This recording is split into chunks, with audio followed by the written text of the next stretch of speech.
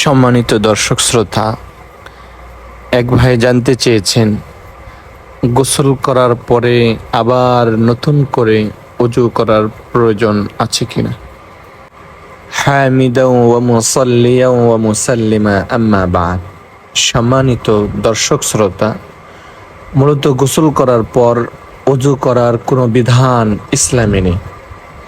আর আমরা জানি গোসল দুই প্রকার, একটি হচ্ছে ফরজ গোসল, আরেকটি হচ্ছে সাধারণ গোসল। ফরজ গোসল যেটি স্ত্রী সহবাস বা স্বপ্নদোষ হলে করতে হয়। সাধারণ গোসল যেটি আমরা প্রতিদিন করে থাকি।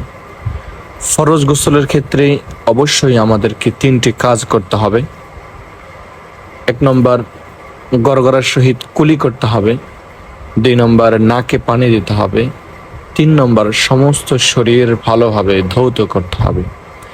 এই 3টি কাজের কোনো একটি কাজ যদি আমরা ফরজ গোসলের ক্ষেত্রে যদি না করি, তাহলে আমরা কিন্তু পবিত্র হতে পারবো না।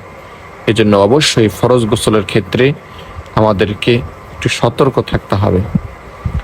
সুতরাং কোনো ব্যক্তি যদি ফরজ গোসল করে অথবা সাধারণ গোসল করে, তাহলে তাকে আর দ্বিতীয়বার ওযু করার কোনো প্রয়োজন নেই।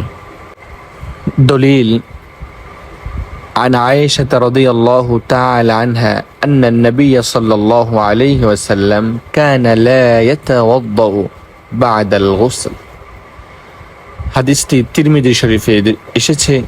হযরত আয়েশা সিদ্দিকা রাদিয়াল্লাহু তাআলা আনহা থেকে বর্ণিত, তিনি বলেন, রাসূলুল্লাহ সাল্লাল্লাহু আলাইহি ওয়াসাল্লাম গোসলের পরে ওযু করতেন না।